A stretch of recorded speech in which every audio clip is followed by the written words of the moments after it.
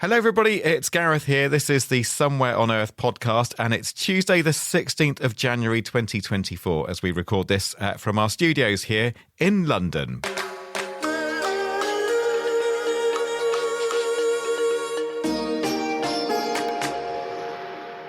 And providing expertise in the studio today is Peter Guest. So how's things, Pete? How's this New Year's tech resolution going of not pining over Twitter anymore? How's that going for you? Disastrously. Really? How long did it take you to come off the wagon, as it were? I think I was probably on Twitter at 1 minute past midnight on January 1st. Sobbing that it wasn't called Twitter anymore, was it? Wondering what I was going to say and then realising very rapidly that I wasn't supposed to be there. Okay, I'm glad that's going well for you. And this is to remind you, dear listener, if you can't remember that edition, we were talking about New Year's tech resolutions just towards the end of 2023. And so Pete's was to stop pining for Twitter and just make your peace with it now being called X, I think. So I made some lame joke about it being your X, and that landed well. DK Mock actually heard that podcast, says, great to hear everyone's tech resolutions. I appreciated Gareth Mitchell's resolution to be more consistent with using alt text. So this is when I said that if I'm putting up an image on one of the social media networks, I'm just going to get more consistent at putting in a description for people who may not be able to see the image or whatever. The decentralized social media app Blue Sky, continues DK Mock, actually has an account level setting where you can choose to always have alt text on the images that you post. I think it reminds you, if you try to post a picture without that text, this is one of the first features available on Blue Sky, and I think it's a good sign that they saw it as a priority. So that's DK Mock enjoying one of my New Year's tech resolutions and suggesting, just a way of helping that resolution to become even more true by using the decentralized social media app Blue Sky. So listeners, we'd love to hear your New Year's tech resolutions. It's not too late. Even if you've broken one, then you can tell us how you broke it and why. So if you want to get in touch, of course, our socials are SOEP Tech. Soap Tech, that's the easiest way to find us. And we'd love to hear all about that. Let's jump into the show.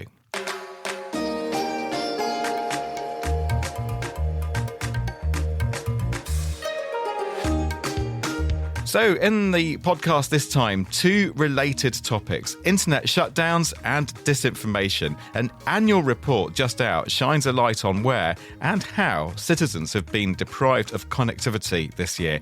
And we're not just talking about your broadband going down for an afternoon. This is about states and bad actors flicking the switch and regular people being forced offline, losing income and livelihoods. And 2024, of course, is to be the year of elections around the world. So is it also to be the year of disinformation and intimidation? It's all up for discussion right here on the Somewhere on Earth podcast.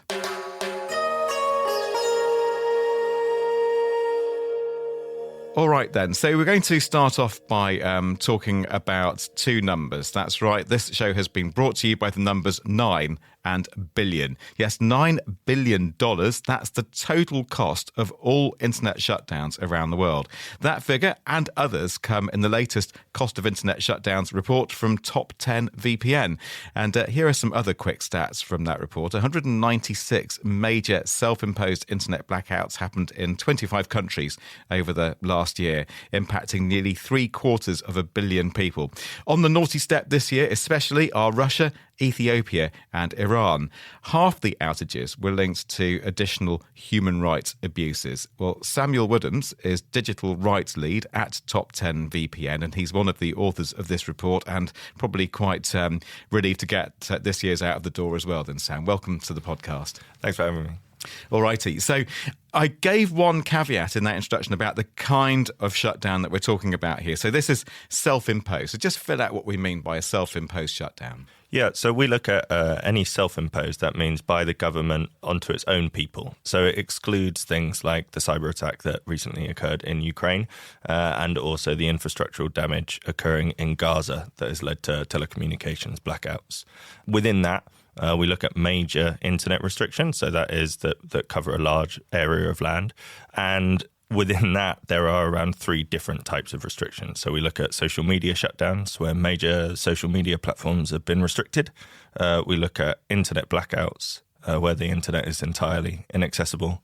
And we look at throttling, so where the internet speeds are reduced to the point at which it is basically unusable. Right. So I've already shut down, shamed Russia, Ethiopia and Iran. What kind of trends have you seen this year, geographically then? So you've pulled out those 3 countries. And what else are you seeing there? So in terms of the kind of year-on-year comparisons, it's made a bit more difficult by this year. We've included some additional platforms. So we've included Clubhouse, TikTok, Zoom and Signal, which we hadn't included in the year before.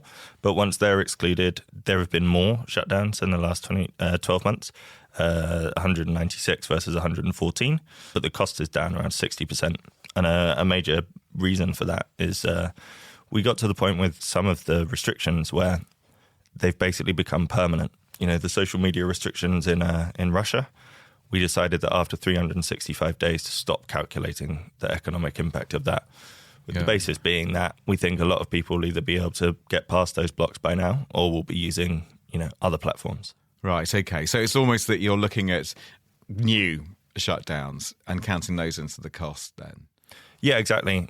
We did include Russia up until February. That was a year, and Iranian costs up until September because they started the September the year before. Because I remember in one of your reports a while back, I think Myanmar had been shut down for well over a year anyway. It was getting on for 400 or 500 days. So under those criteria, that's a shutdown that you might say, well, kind of we've already logged that, the economic damage clearly carries on, but the main part of that damage has been done, so we wouldn't include it. Particularly for social media restrictions, Sure. I think we get to the point, and it's an interesting question around the definition of an internet shutdown, but at what point does this become kind of regular censorship? Very few people, for example, talk about the social media restrictions in China as an internet shutdown.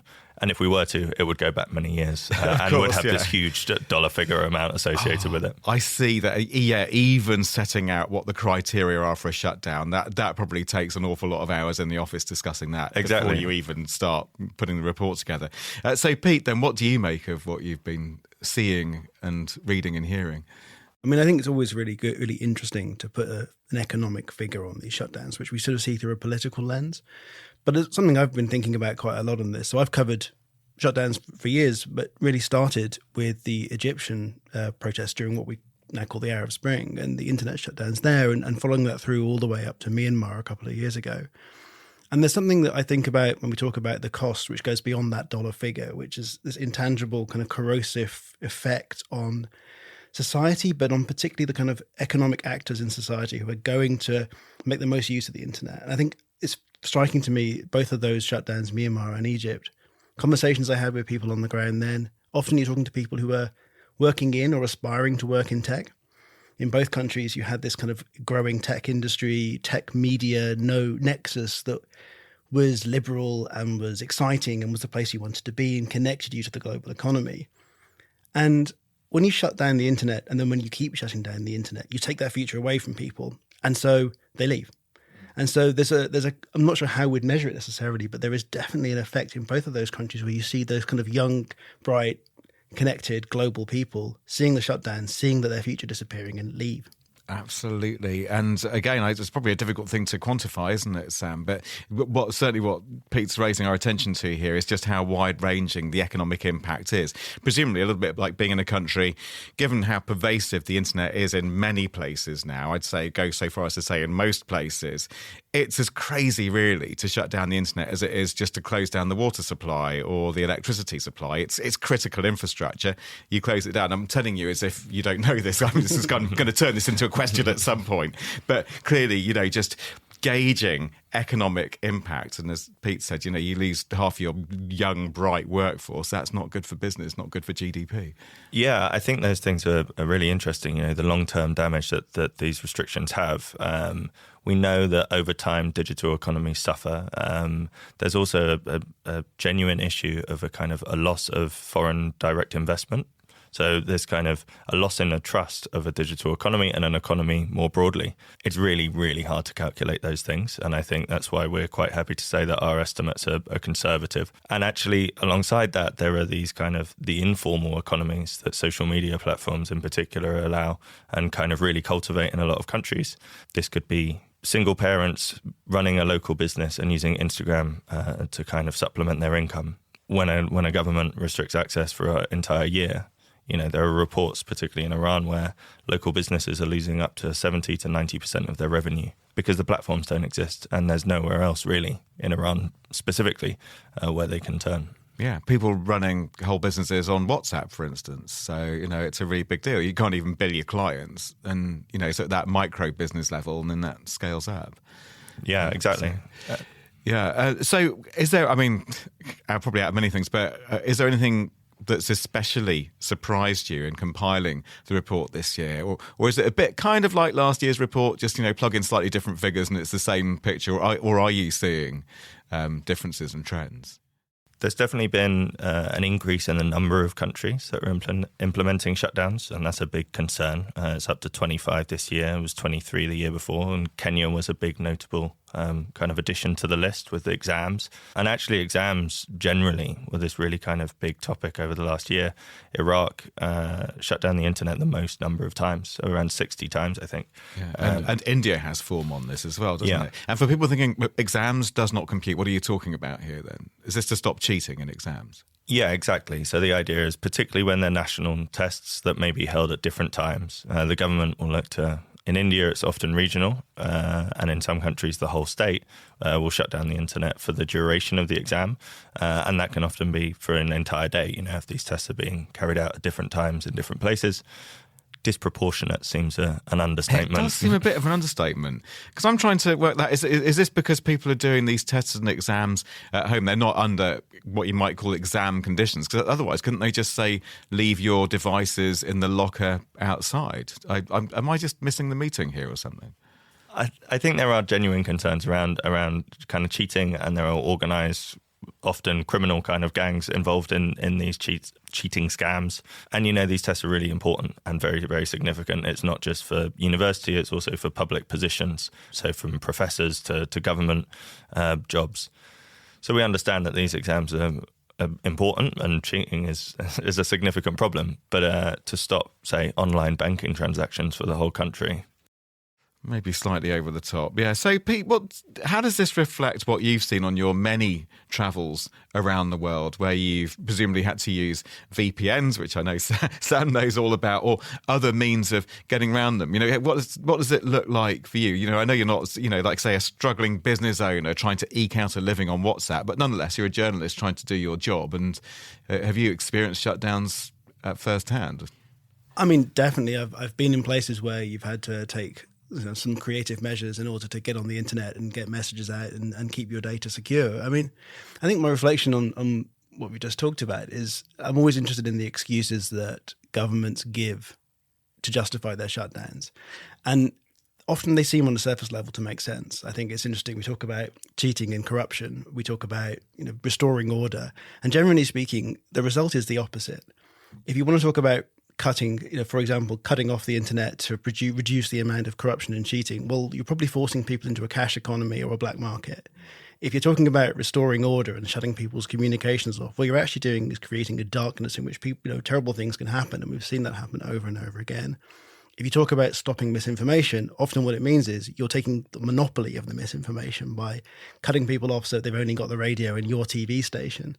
So the excuses are always quite revealing, I think. And we're going to move it on in just a second. But just to say, obviously, we have Sam Woodhams here of Top 10 VPN. In other words, he is Mr. VPN expert, and has a few tips about how to get the best out of VPNs. And he's not going to sit here and try and flog you VPNs. If anything, I'm going to grill him about how they can be a massive pain in the neck and they can slow your device down and be a complete nightmare. But Sam is going to just give us a few user tips for just getting the best out of VPNs and avoiding some of the pitfalls. But that is in the subscription version of this podcast. Yes, see what I did there? So for not very much money, you can get access to what we call our podcast extra, where the conversation continues and we get a load of other good stuff from our guests. And in fact, our good friend, another Sam, actually suggested, it'll just be 5 or 10 minutes of us just waffling. It may not be worth paying for, but we actually do think through what we're going to put in the extra edition, and we make sure we've got some proper content to bring you. And if we fail to do that, then give us a hard time. But and I'm pleased to say that Brendan Holmes has already subscribed. It says super easy to subscribe. Once the payment was accepted, I got a QR code which I scanned on my Apple phone, and the podcast just loaded up. So Brendan's saying it's pretty easy. Others, of course, worrying about affordability. And clearly, folks, important though we think our podcast is, we also think that you should eat and feed your family, and you have a lot of other kind of financial things to think about necessarily before splashing out on podcast subscriptions. And I get that. If you can't afford it, then obviously don't subscribe.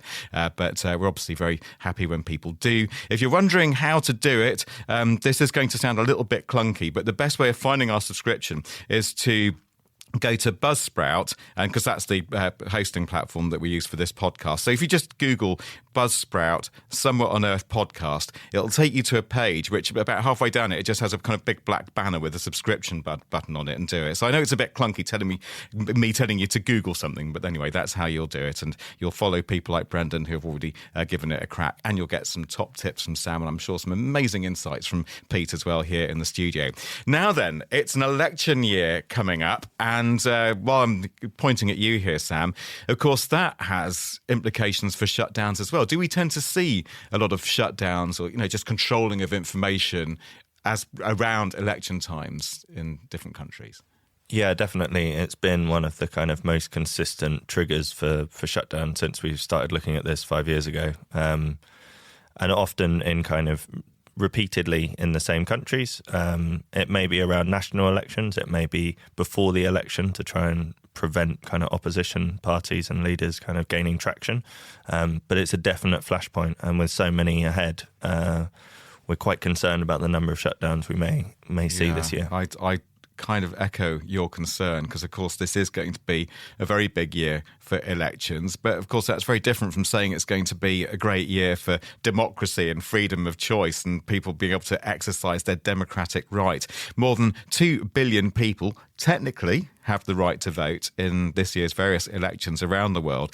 Quite how effectively they'll get to exercise that right in an age of online intimidation, disinformation and deep fakes, and indeed internet shutdowns, well, of course, that's going to be a talking point in the year ahead. So let's talk about it now a bit here in the studio. And Pete, of course, the US, India, Russia and Mexico, those are just a few of the countries off the top of my head that are holding elections this year. So what kind of risks are you worried about as we're in the build-up to and the execution of these elections? There's an entire sort of constellation of risks, that some of which we've seen year on year, some of which are kind of new and emerging. I think the one thing that I'm particularly looking at is something we talked about briefly on the show a few weeks ago, which is the cutbacks at the platforms that are now kind of critical infrastructure for how elections take place, not just in terms of the messaging, but in terms of the basic information. Where do I vote? How do I vote? Those kind of things. And, previously the platforms have been criticised for being quite bad at dealing with politics and dealing with what they will allow and what they won't allow. I think this year we're probably going to see them abandon the field, if not entirely, then largely. Firstly, one is just they've decided they don't want to be involved in these discussions. They don't want to have conversations with governments about what's acceptable, can they talk about whether the election's been rigged? Well, they don't want to have that conversation. That's political. They're worried about regulation. And the second is just really economics. They've cut back. They've cut thousands of jobs, many of those in those kind of what they call trust and safety positions, where they, oversee misinformation, disinformation, hate speech, and so on. There's just fewer people looking, and that's inevitably going to have a consequence. And particularly in places where we're already seeing a kind of creeping authoritarianism, places where democracy's sort of vague and where candidates are happy to try and shift the norms and play around the edges and the fringes, which, frankly, that's obviously, we talk a lot about India, which is a massive inconsequential place. But we really have to also look in Europe, in the UK, and in the US for that. And, thinking about what the platforms are doing, and surely it's like a business model issue, isn't it?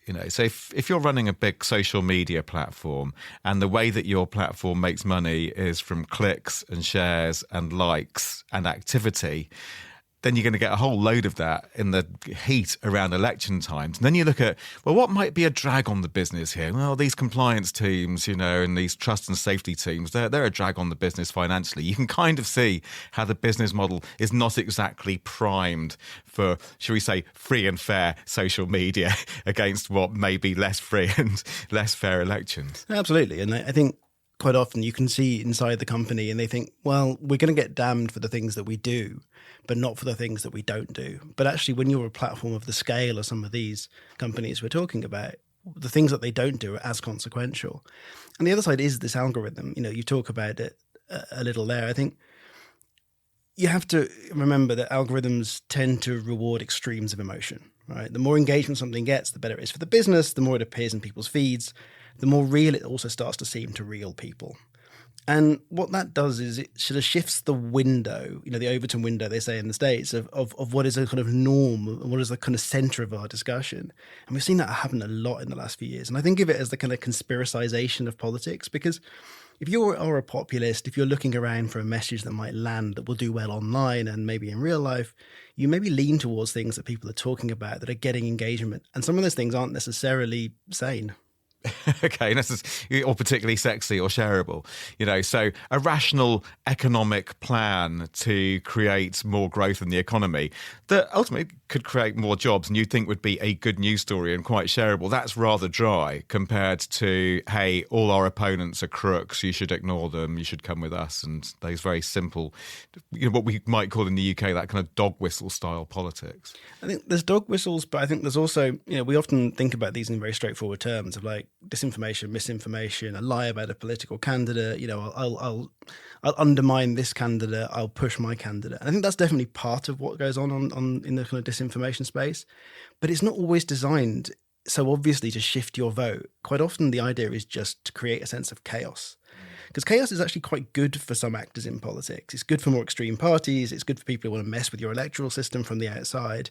It's really good for nativist parties that want to kind of create a sense that it's us against them. I need somebody to look after me. If you're a party that thrives on division, then creating chaos is actually a good tactic. And in practice, how does that happen? Because some of this sounds quite abstract. Like, I can see what you mean. Yeah, disinformation, it's going to get deployed. There'll be all kinds of tricks about encouraging that to be shared. But what are we talking about here? Is it partly dissing your opponent then? Is it shocking videos? Is it outright intimidation? I guess it varies according to territory or country. But can you just give us a bit of an idea of what this looks like?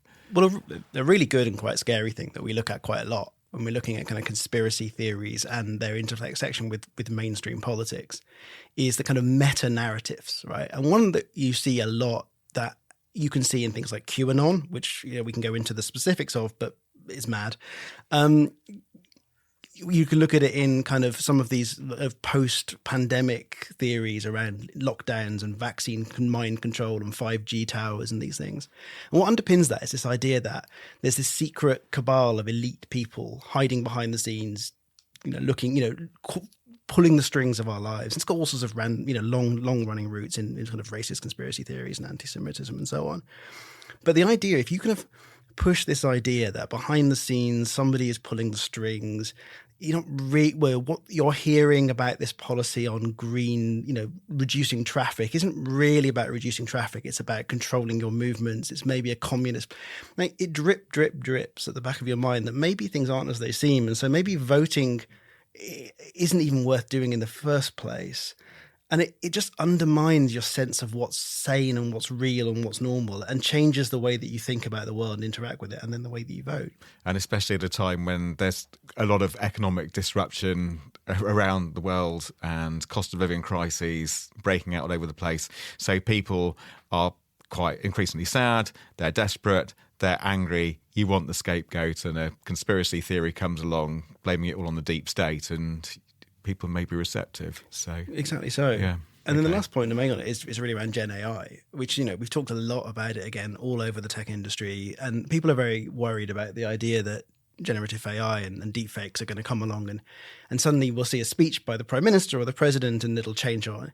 The reality is, a lot of people who I speak to in this field, they're not so worried about that. They're worried about the simple existence of something which is so easily fakeable just changes our trust in the things that we see and the things that we understand.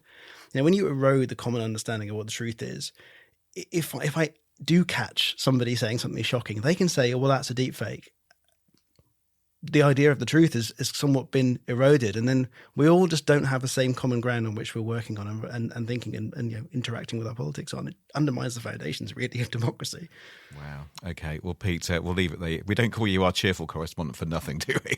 But no, really important stuff, and thanks for taking us through that, Pete. So more from you in the podcast extra on the subscription version, as we will have from Sam Woodhams. Thanks a lot for this bit, by the way, Sam. Thanks. All very interesting. And just before we go, a few quick listener shouts. So Karen Simonson-Smith says, hello, everyone. I'm new to this group, referring there to our Facebook group. I recently joined because I missed Digital Planet, which is kind of the precursor to this podcast. I missed Digital Planet and just discovered this group and the podcast. And Adrian shares some practical advice and has posted, this is quite funny, just like a GIF or whatever, says, if all the toilets in your house are occupied and you're waiting for one to be free, switch off the Wi-Fi. So that's a rather flippant take on internet shutdowns, just for Sam's benefit there. But it kind of made me giggle as well. Thank you, Adrian, for that. And you can stay in touch with us, everybody. As I say, on the socials, you can find us through SOEP Tech, Soap Tech. Our email is hello@somewhereonearth.co. And do WhatsApp us. Leave us a voice message via UK code 44 7486 329 484. So that's code 44 7486 329 484. And go on, leave us a voice message. And look, you do have a nice voice, folks. Don't get so hung up about recording your voice. You're going to sound brilliant. And even if you make a few mistakes, we'll edit it and make it sound brilliant. So don't worry about that. Audio by this week, speaking of people who edit things and make it sound brilliant, audio this week has been by Keziah Wenham Kenyon and Dylan Burton here at Lanson Team Varna. Our production manager is Liz Tui, the editor is Anya Literovich, and I'm Gareth Mitchell. But enough about me. Who cares about me? Rightly so. There you go. Hang on for the subscription version if you're there. Otherwise, we'll see everybody else next week. Have a good one, mate. You take care, and bye-bye.